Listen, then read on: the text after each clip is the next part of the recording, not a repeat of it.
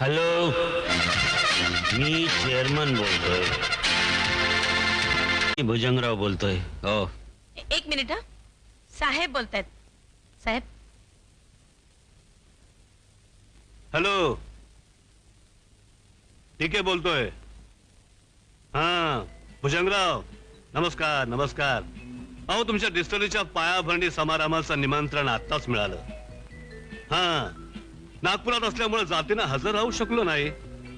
निदान म्हटलं समारंभाच्या निमित्तानं फोन तरी करावा.